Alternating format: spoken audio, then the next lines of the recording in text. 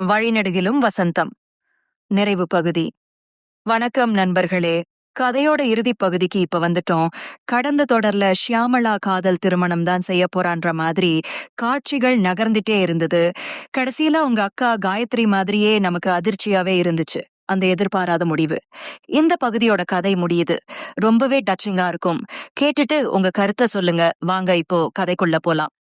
அறையில் கனத்த அமைதி நிலவிக் கொண்டிருந்தது. ஷியாமளா தான் ஆரம்பித்தாள். எனக்கு இந்த பாதை பிடிச்சிருக்குப்பா. வாழ்க்கையை வெறுத்து இப்படி ஒரு முடிவை எடுக்கல. புரிஞ்சுக்கோடி என்றாள். காயத்ரியின் கையை எடுத்து தன் மடிமேல் வைத்துக் கொண்டாள் ஷியாமளா. அவளது ஒவ்வொரு விரலாய் பிடித்து அங்குலம் அங்குலமாய் அழுத்தினாள். காயத்ரிக்கு ஏதாவது கவலை வந்தால் இப்படித்தான் அவளை இயல்பிற்கு கொண்டு வருவாள். ஏண்டி இப்படி செய்யற, மசாஜ் பண்றியா? மசாஜ் இல்ல, மாயாஜாலம். வேலை பார்க்கிற இடத்துல பிரச்சனை. வீட்டுக்கு வந்தாலும் அதையே நினைச்சிட்டு இருப்ப. மனசு ஒரு பக்கமும் உடம்பு ஒரு பக்கமும் இருக்கக்கூடாது. கவலைப்படுறதால பிரச்சனை தீராது. மன வலிமைதான் குறையும். குழப்பம்தான் ஏற்படும். நம்மை சுத்தி இருக்கிற உறவுகளுக்கும் அது தாவிக்கும் என்றபடி ஒவ்வொரு விரலாய் நீட்டி அங்குலம் அங்குலமாய் அழுத்தியபடி பேசிக் கொண்டே செல்வாள். சிறிது நேரத்திலேயே காயத்ரி இயல்பிற்கு வந்திருப்பாள். கவலை என்றில்லை. உடல் நலக்கோளாறு, குழப்பம் என்று எந்த தடுமாற்றம் என்றாலும் தங்கை மடியில் படுத்து கை நீட்டிக் கொள்வாள். விரல் அழுத்தலும் ஷியாமளாவின் பேச்சும் அவளுக்கு சுகமாயிருக்கும். கல்யாணத்திற்கு பிறகு இதற்கான வாய்ப்பு வெகுவாய் குறைந்துவிட்டது. தற்போது விரலை அழுத்தியபடி பேச காயத்ரிக்குள் இருந்த கோபம் எல்லாம் சரசரவென்று சரிந்தது. ஆனாலும் ஷியாமளாவை பார்க்கையில் சுருக்கென்றது. சட்டென்று அடையாளம் தெரியாதபடி மாறியிருக்கிறாள். வெள்ளை வெள்ளையர் என்ற புடவை, அதே நேரத்தில் முதுகை மறைத்த முக்கால் கை ஜாக்கெட். முகத்தில் எவ்வித மேக்கப்பும் இல்லை. நெற்றியில் பொட்டு இல்லை. கையில் வளையல் மிஸ்ஸிங். கன்னங்களில் பவுடர் தீற்றல் இல்லை. இன்னொரு கையால் ஷியாமளாவின் தோளை தொட்டவள், என்னடி இப்படி ஒரு முடிவை எடுத்துட்டே என்றாள். காயத்ரியை அணைத்துக் கொண்ட ஷியாமளா, முதல்லே சொன்னா நீ சம்மதிக்க மாட்டே, அதான் என்றபோது காயத்ரி அழுதே விட்டாள். நான் உனக்கு கல்யாணம் எதுவும் பண்ணி வைக்க மாட்டேன்னு இப்படி ஒரு முடிவை எடுத்துட்டியாடி என்றாள். ஐயோ அழாத, யாராவது வந்துட பேராங்க என்றவள் மீண்டும் விரல்களை அங்குலம் அங்குலமாய் அழுத்திக் கொண்டே சென்றாள். எனக்கு இந்த வாழ்க்கை பிடிச்சிருக்கூடி. ஆரம்பத்துல மன நிம்மதிக்காக தியானம் பண்ணேன். போக போக எனக்கு ரொம்ப பிடிச்சு போச்சு. இந்த குடும்பம், உறவு எல்லாத்து மேலேயும் பிடிப்பு இல்லாம போச்சு. மனசோட சக்தி என்னன்னு தெரிஞ்சுக்கிட்டேன். வலுவான மனசை எவ்வளவு சாதாரணமான விஷயத்துக்கு பயன்படுத்திக்கிட்டே இருக்கோன்னு புரிஞ்சுது. சந்தோஷம், துக்கம்னு இந்த மனசு மனுஷனை எப்படியெல்லாம் ஏமாத்துதுன்னு தெரிஞ்சப்போ வியப்பா இருந்துச்சு. உணர்வுகள் அத்தனையும் மனம் சார்ந்த விஷயங்கள்.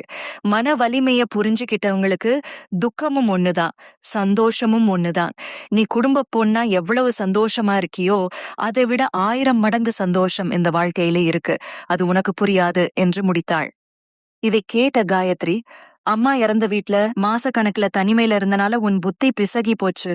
வாழ்க்கைனா பிரச்சனை, சிக்கல், துன்பம் இதுதான் முடிவு பண்ணிட்டே இல்லே என்றாள் காயத்ரி. இல்லக்கா, ஒவ்வொருத்தரோட மனசுதான் துக்கங்களையும் இன்பங்களையும் தீர்மானிக்குது. ஒருத்தருக்கு கஷ்டமாக இருக்கிறது மத்தவங்களுக்கு லேசா தெரியும். ஒண்ணுமே இல்லாதவன் சந்தோஷமாக இருக்கிறதும், எல்லாம் இருக்கிறவன் மன அமைதி இல்லாம இருக்கிறதுக்கும் இந்த மனசுதான் காரணம். இதுதான் துக்கம், வருத்தப்படு. இதுதான் மகிழ்ச்சி, சந்தோஷப்படுன்னு உணர்வுகளை பாகுபடுத்தி பார்க்காம எல்லாத்தையும் இயல்பா பார்த்து கடக்கிற நிலைதான் தெய்வீகம். காயத்ரி ஒன்றுமே புரியாமல் ஷியாமளாவையே வெறித்து பார்த்து கொண்டிருந்தாள். நீ நினைக்கிற மாதிரி குடும்ப கஷ்டத்தை நினைச்சு தனிமை, பிரச்சனை, துக்கம்னு இருந்ததால வெறுத்து போய் இந்த பாதையை நான் தேர்ந்தெடுக்கலை. இந்த வாழ்க்கை எனக்கு அவ்வளவு பிடிச்சிருக்கு. எல்லோரையும் உடன் பிறந்தவர்களாக பார்க்கும் இந்த நிலை அற்புதமானது. மனவலிமை தெரியாம வாழ்க்கையோடு போராடி இயல்பு தொலைத்து திறன் இழந்து வாழ்க்கையில தடுமாறிட்டு இருக்கிறவங்கள கை தூக்கி விடுற பணி மகத்தானது என்றவள் காயத்ரியின் தோளை தொட்டாள். இப்போ பேசி இதெல்லாம் உனக்கு புரிய வைக்க முடியாது. உன்னாலே புரிஞ்சுக்கவும் முடியாது. உன் மனசுல உறவு படிமங்கள் அதிகமாய் படிஞ்சிருக்கு. அவ்வளவு சீக்கிரம் நான் சொல்றது புரியாது என்றவள் காயத்ரியின் முகத்தை தாங்கி பிடித்தபடி, உன் தங்கச்சி நான் தப்பான வழியை தேர்ந்தெடுப்பேனா என்றாள். சட்டென்று அவளை கட்டிக்கொண்ட காயத்ரி ஓவென்று அழத் துவங்கினாள். நம்ம வம்சத்துல எந்த பெண்ணுமே இப்படி துறவரம் போனது இல்லையடி. குடும்பம்தான் வாழ்க்கைன்னு என் புத்திக்கு படுது. சமுதாயம்தான் வாழ்க்கைன்றது உன் மனசுக்கு பட்டிருக்கு. எது சரி எது தப்புன்னு என்னால கணிக்க முடியல என்றபடி லேசாய் தேம்பினாள். அக்கா கண்ண தொடச்சுக்கோ. நான் இந்த முடிவை எடுத்தது பெருசில்ல. அம்மா, அப்பா, அண்ணன், தங்கைன்னு நிறைய உறவுகளோட இருக்கிறவங்களும் அதிகமா மாற வந்திருக்காங்க. பி ரிலாக்ஸ் என்றபடி அவளை தேற்றினாள். பின்பு, மாலை வாங்கிட்டு வந்தியா என்றாள். காயத்ரி முழிப்பதை பார்த்ததும், தெரியும் நீ இப்படி செய்வேன்னு, அதான் நானே ஏற்பாடு செஞ்சு வச்சுட்டேன் என்றபடி ஒரு ஓரத்தில் பிளாஸ்டிக் கவரில் சுற்றப்பட்ட மாலையை அவளிடம் திணித்தாள். நெருங்கிய உறவுல ஒருத்தர் மாலை போட்டு சம்பிரதாயங்களை செய்யணும், அதுக்காகத்தான் மாலை கேட்டேன் அப்படின்றவள் கிசு கிசுப்பாய், அழுது ஆர்ப்பாட்டம் பண்ணாத. கல்யாணம் மாதிரி இதுவும் ஒரு சந்தோஷமான நிகழ்ச்சிதான். இஷ்டப்பட்டாலும் பிராப்தம் உள்ளவங்களால மட்டும்தான் இந்த வாழ்க்கைக்குள்ளே வர முடியும். ஏகப்பட்ட சோதனைகளை செஞ்சு பார்த்து திருப்தியான பிறகுதான் சம்மதிச்சிருக்காங்க. இத மனசுலே வச்சுட்டு அம்மாவா எனக்கு ஆசீர்வாதம் பண்ணு, ஓகே என்றபடி காயத்ரியின் தாடையை பிடித்து கொஞ்சினாள். ரயில்வே ஸ்டேஷனின் நீண்ட பெஞ்சில் காயத்ரியும் ஷியாமளாவும் அமர்ந்திருந்தனர். இன்னும் 20 நிமிடத்தில் ரயில் வந்துவிடும். ஸ்பீக்கரில் அறிவிப்பு தவழ்ந்து வந்தது. திவாகரன் சற்று தூரத்தில் நின்று ரயில் வரும் இடத்தை டிஸ்பிளேயில் உற்று கவனித்துக் கொண்டிருந்தான். காயத்ரிக்குத்தான் பொறுக்க முடியவில்லை. தங்கையை பிரிய முடியாமல் அழுது அழுது முகம் வாடி கிடந்தது. எத்தனை தடவை சொல்றேன், வெளிநாட்டுக்கா போறேன்? பாட்னால இருக்கிற எங்க சென்டருக்குத்தான் போறேன். ஒரு வருடத்திலே திரும்ப வந்துடுவேன். என்னன்னு தெரியலடி, அம்மாவும் இல்லே, நீயும் பிரிஞ்சு போறே, ஒரு மாதிரி இருக்குடி என்றபடி மீண்டும் கண் கலங்கினாள். ஐயோ அக்கா, ஒருவேளை எனக்கு கல்யாணமாகி வேற ஸ்டேட்டுக்கோ வெளிநாட்டுக்கோ போறேன்னு வை, அப்பவும் பிரிஞ்சுதானே ஆகணும். அப்போ மட்டும் சந்தோஷமா அனுப்பி வைப்பியா என்றாள். புரியுதுடி, மனசுதான் பாரமா இருக்கு. ஷியாமளாவுக்கு புரிந்தது. இந்த நிலையிலே இவள் இருந்தால் மீள 2 நாளாகும். மனச மாத்தித்தான் அவளை அனுப்ப வேண்டும். ஷியாமளா, உங்கூட நிறைய பேசணும் போல இருக்கு, கொஞ்சம் நடந்துட்டே பேசலாமா என்றாள் காயத்ரி. ஷியாமளாவுக்கு சட்டென்று காயத்ரியின் திருமணத்திற்கு முன்தினம் அவளை தனியே அழைத்துச் சென்று பேசியது ஞாபகம் வந்தது. பேக்கை தோளில் போட்டுக்கொண்ட ஷியாமளா, எனக்கும் தோணுச்சு, வா என்றபடி பிளாட்பாரத்தில் மெதுவாய் நடந்தார்கள். குழந்தை ஒன்று ஐஸ்கிரீம் கேட்டு அடம்பிடித்துக் கொண்டிருந்தது. குடிநீர் பிடிக்க வந்த ஒரு பயணி குழாயில் நீர் வராததால் திட்டிக்கொண்டே கடந்து சென்றார். பிளாட்ஃபார்மில் பாக்கெட் உணவுகளை ஏந்தியபடி விற்பனையாளர்கள் ஒழுங்கில்லாமல் வலம் வந்து கொண்டிருந்தனர். ஷியாமளாவின் கையை இறுக பற்றிக் கொண்ட காயத்ரி, என்னன்னு தெரியலடி, மனசெல்லாம் பாரமா இருக்கு. இன்னும் சில நிமிஷங்கள்ல புது வாழ்க்கையிலே அடியெடுத்து வைக்க போறே, எங்களை விட்டு 100கணக்கான கிலோமீட்டர் தள்ளி போக போறேன்னு நினைக்கிறப்போ என்று முடிப்பதற்குள் கண்ணீர் பெருகியது. ஷியாமளாவை பிடித்திருந்த கையை விலக்கி அனிச்சையாய் தனது கண்களை துடைத்துக் கொண்டாள். ஷியாமளாவிற்குள் வருத்தம் ஊடுருவியது. அவளை கையை பிடித்துக் கொண்டு மென்மையாய் அழுத்தத் துவங்கினாள். நீ ஏன் கல்யாண பந்தத்துக்குள்ளே போயிட்டேன்னு யாராவது உனக்கு அட்வைஸ் பண்ணா எவ்வளோ கோபம் வருமோ, அது மாதிரி இருக்கு எனக்கு. எனக்கு இது பிடிச்சிருக்கு. என் மனசும் எண்ணமும் இதை நோக்கித்தான் இழுத்துட்டு போகுது. என்ன செய்ய, லௌகீக வாழ்க்கை எனக்கு சரிப்பட்டு வராது. லேடிஸ்னா அவங்க வாழ்க்கை குடும்பத்தோட தான் இருக்கணும்னே பலருக்கும் பதிஞ்சு போச்சு. அதை தப்பா சொல்லல. யாருக்கு என்ன பிடிக்குதோ அதை ஃபாலோ பண்றதுல தப்பில்ல. ரொம்ப ஃபீல் பண்ணாத, கேஷுவலாரு, இருக்கவே இருக்கு மொபைல், எப்போ வேணும்னாலும் பேசு. நீ கல்யாண வாழ்க்கையிலே எவ்வளவு சந்தோஷமா இருக்கியோ அதை விட பல மடங்கு நான் மகிழ்ச்சியா இருக்கேன் என்றபடி காயத்ரியின் கையை கோர்த்து கொண்டாள். வேகமாக கடந்து சென்ற பயணிக்கு வழிவிட்ட காயத்ரி, பிடிச்ச பாதையிலே பயணிக்கிறது பெரிய பாக்கியம். அவங்களுக்கு மட்டும்தான் வழிநெடுகளும் வசந்தம் பூத்துக் குலுங்கும். எல்லோருக்கும் இது வாய்க்காது. நமக்கு கிடைச்ச வரம் இது. திருமண வாழ்க்கையிலே நீ நிறைவா இருக்கே, துறவரத்துல நான் சந்தோஷமா இருக்கேன். அம்மா வளர்ப்பு வீண் போகல, அப்பா ஆசை தடம் மாறல. 2 பேரும் இருந்திருந்தா அவங்க பெருமைப்படுற மாதிரியான வாழ்க்கையத்தான் நம்ம வாழ்ந்துட்டு இருக்கோம். சரி விடு என்று பேச்சை மாற்றிய காயத்ரிக்குள் நினைவுகள் சுழன்றடித்துக் கொண்டே இருந்தது. வெள்ளை வெளையர் ஆடையில் தங்கையை பார்ப்பது காயத்ரிக்கு வித்தியாசமாக இருந்தது. ஊருக்கெல்லாம் அலங்காரம் செய்தவள் இன்றைக்கு எந்த அலங்காரமும் இல்லாமல் இருக்கிறாள். வாழ்நாள் முழுவதும் இப்படித்தான் இருக்கப் போகிறாள். ஆனாலும் அவள் முகத்தில் சதா வலம் வந்து கொண்டிருக்கும் சந்தோஷமும் உற்சாகமும் காயத்ரியை ஆச்சரியப்படுத்தியது. இயல்பாய் எல்லாவற்றையும் பார்க்கும் அவளின் பார்வை வினோதமாக இருந்தது. துறவற பாதை இன்னும் அவளை மேம்படுத்தும். எல்லோருக்குமே மனசுக்கு பிடித்த வாழ்க்கை அமையாது. அந்த வகையில் இருவருமே கொடுத்து வைத்தவர்கள்தான். அவள் ஒரு பக்கம் பயணிக்கிறாள், நான் வேறு பக்கம் செல்கிறேன். ஆனாலும் 2 பாதையிலுமே வசந்தம் கொட்டி கிடக்கிறது.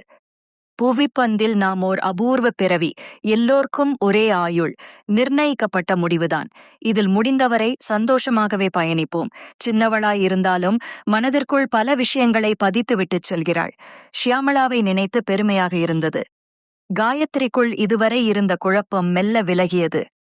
ரயில் வர இன்னும் அதிக நேரம் இருந்தது. கையை திருப்பி மணி பார்த்த ஷியாமளா, சீக்கிரமே வந்துட்டோன்னு நினைக்கிறேன் என்றபோது, பார்த்துடி, தண்ணி கிடக்கு வழிகிட போகுது என்று அவள் புஜம் பற்றி தன் பக்கம் நகர்த்தினாள் காயத்ரி. தொடர்ந்து நடந்தார்கள். வீட்டில இருந்தா ஒரு மாதிரியா இருக்கும். அதனாலதான் சீக்கிரமே உன்னை கூப்பிட்டு வந்துட்டேன்.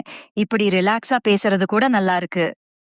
ஓகே பா, எப்படியோ நீ என்னை புரிஞ்சுகிட்டு ரிலாக்ஸா இருந்தா சரிதான் என்றவள் காயத்ரியின் கையை பற்றி விரல்களை அழுத்த துவங்க, போதும்டி, அழுத்தி அழுத்தி வலிக்குது என்று கையை விலக்கிக் கொண்டாள். மெலிதாய் சிரித்த ஷியாமளா, இனி எல்லா நேரமும் நான் உன் கூட இருக்க மாட்டேன், நீயே சமாளிக்க பழகிக்கோ என்றாள்.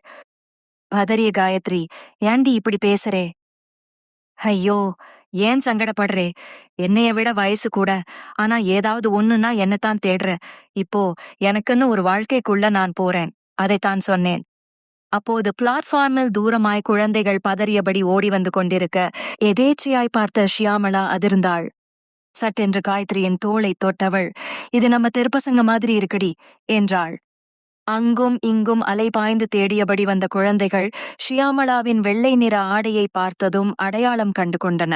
ஒரே நேர்கோட்டில் இவளை நோக்கி ஓடிவர வேகமாய் எதிர்கொண்டாள். சில குழந்தைகள் அவள் மேல் மோதி நிற்க, சிலர் அவள் அருகே நின்று மூச்சு வாங்கத் துவங்கினர். என்னடா இங்க வந்திருக்கீங்க, எப்படி வந்தீங்க என்றாள் படபடப்புடன். மளிகை கடை அண்ணாச்சி தான் ஆட்டோல கூப்பிட்டு வந்தாரு. அவர் பின்னாடி வந்துட்டு இருக்காரு. நாங்க தான் ட்ரெயின் போயிடுமோன்னு வேகமா ஓடி வந்தோம். மூச்சிரைத்தபடி ஷியாம் சொல்ல, சட்டென்று அவனின் தலையை கோதிவிட்டாள். ஏண்டா, நேத்தே வீட்லே பார்த்து பேசிட்டு தானே வந்தேன், ஏன் இவ்வளவு சிரமப்படுறீங்க? வியர்வை முகத்தில் வழிந்து கொண்டிருந்த அந்த சிறுமி, என்னன்னு தெரியலேக்கா, உங்களை மறுபடியும் பார்க்கணும் போல தோணுச்சு என்றாள்.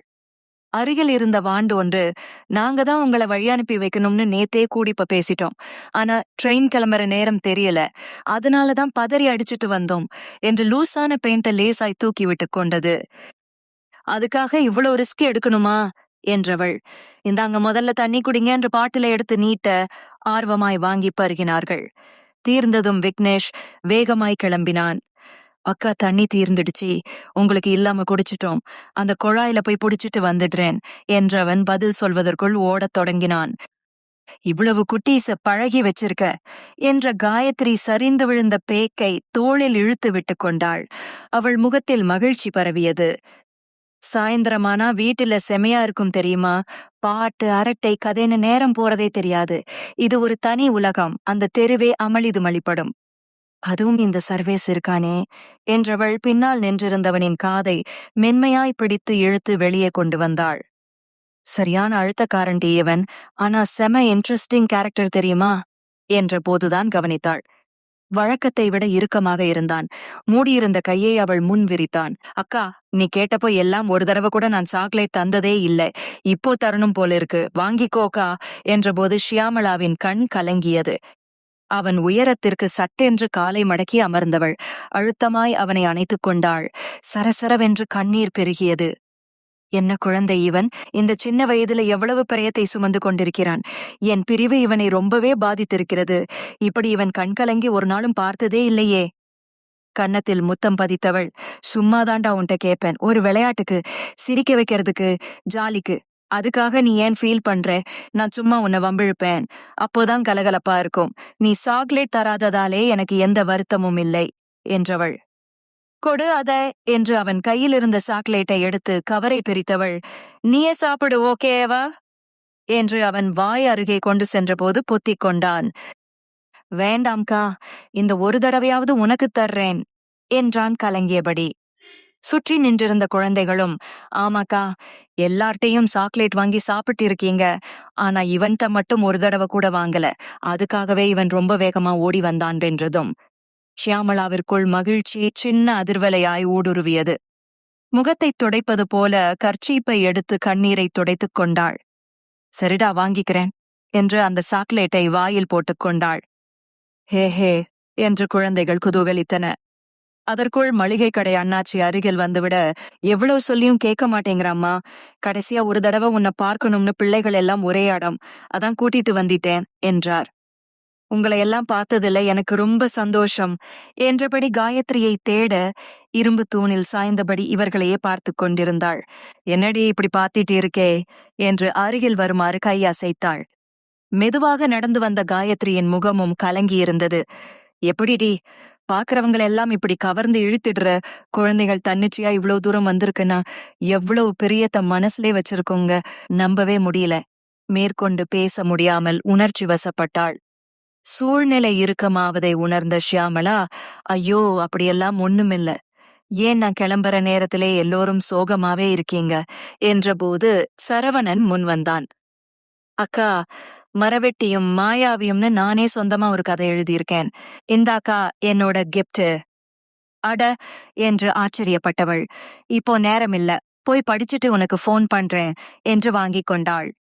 அவனுக்கு தெரிந்த வகையில் முகப்பில் கலர் பேப்பர் ஒட்டி ஓவியங்கள் வரைந்து தயாரித்திருந்தான். அதீத பாசம் அதில் மறைந்து கிடந்தது. குழந்தைகள் ஒவ்வொன்றும் தங்களால் இயன்றவற்றை செய்து கொண்டு வந்ததை இந்தாக்கா இந்தாக்கா என்று முண்டியடித்துக் கொண்டு கொடுக்க ஷியாமளாவின் மனம் நெகிழ்ந்தது. நைட் ரொம்ப நேரம் முழிச்சு செஞ்சோம்கா. சட்டென்று எல்லோரையும் ஒரு சேர அணைத்துக் கொண்டவள். ரொம்ப சந்தோஷமா இருக்கடா. லேசாய் மூக்கை உறிஞ்சிக் கொண்டவள். ஒரு செல்ஃபி எடுத்துக்கலாமா என்றதும் குழந்தைகள் ஆர்வமாயின. தூரத்தில் ரயில் வரும் சப்தம் கேட்க அனைவரும் விரைப்பானார்கள். ஓகேடா பசங்களா, எப்பவும் இது போல சந்தோஷமா இருக்கணும் என்றவள் பேக்கை எடுத்து தோளில் போட்டுக்கொண்டாள். இன்னொரு பேக்கை, வாட்டர் பாட்டிலை குழந்தைகள் ஆளுக்கு ஒன்றாய் எடுத்துக்கொண்டு நடந்தனர். ஷியாமளாவின் கையை இறுக பற்றிக் கொண்ட காயத்ரி, இந்த ஒரு வாரத்திலே உன்கிட்ட இருந்து நிறைய கத்துக்கிட்டேன். நீ எடுத்த முடிவு சரிதான் இப்போ தோணுதுடி. ஆல் தி பெஸ்ட் என்றாள் நெகிழ்ச்சியாய். ஓகே பைட்டில் என்று திவாகரனுக்கும் காயத்ரிக்கும் பொதுவாய் கையசைத்தவள் படியில் ஏறி சீட் நம்பரை சரிபார்த்து அமர்ந்து கொண்டாள். லக்கேஜை தூக்கி காலுக்கு அடியில் வைத்தவள் குனிந்து ஜன்னல் வழியே பார்த்து மீண்டும் கையசைத்தாள். சட்டென்று நினைவு வந்தவளாய் தன் பையில் இருந்த 2 வளையலை எடுத்து ஜன்னல் வழியே நீட்டினாள். என்னடி இது என்றாள் புரியாமல் காயத்ரி. கையை நீட்டு சொல்றேன் என்றவள் ஒரு வளையல் அம்மாது. இது உன் வலது கைக்கு என்று அணிவித்தாள். பின்பு இன்னொன்றை எடுத்து, இந்த வளையல் என்னது? இது உன்னோட இடது கைக்கு என்று போட்டுவிட்டவள் 2 கைகளையும் பிடித்து சட்டென்று முத்தமிட்டாள். யாரும் இல்லைன்னு கவலைப்படாதே. நானும் அம்மாவும் இந்த வளையல் ரூபத்திலே உன் கூடவே இருப்போம். தைரியமாயிரு. காயத்ரிக்கு நெகிழ்ச்சியில் கண்ணீர் பெருகியது. உனக்கு நான் எதுவுமே தரலையேடி. காயத்ரிக்குள் வருத்தம் இழையோடியது. பொருட்களை பார்த்து ஞாபகப்படுத்திக்கிற நிலையை நான் கடந்திட்டேன். உறவு கடந்து, உயிர்கள் கடந்து, எண்ணங்கள் வழியே பயணமாகி போயிட்டு இருக்கேன். பை என்றவள் புன்சிரிப்புடன் காயத்ரியை நோக்கி கையசைத்தாள். தூரத்தில் பச்சை சிக்னல் மாற ரயில் மெதுவாய் நகரத் துவங்கியது. என்ன நண்பர்களே, கதை எப்படி இருக்கு? அம்மா, அக்கா, தங்கைன்னு தனியே பரிதவிச்சு நின்ன அவங்க வாழ்க்கை படிப்படியாக எப்படி மாறுது, ஆளுக்கு ஒரு பாதையில எப்படி பயணப்படுறாங்கன்னு நகைச்சுவையா சுவாரஸ்யமா கதை சொல்லப்பட்டு இருக்கு. ஒரே நேரத்துல முழு கதையும் படிக்கிற மாதிரி ஒரு வீடியோ தயாராயிட்டு இருக்கு. கதையை பத்தின கருத்தை கமெண்ட்ல சொல்லுங்க. லைக் பண்ணுங்க, ஷேர் பண்ணுங்க. அடுத்த வீடியோல சந்திப்போம். டாடா, பை பை.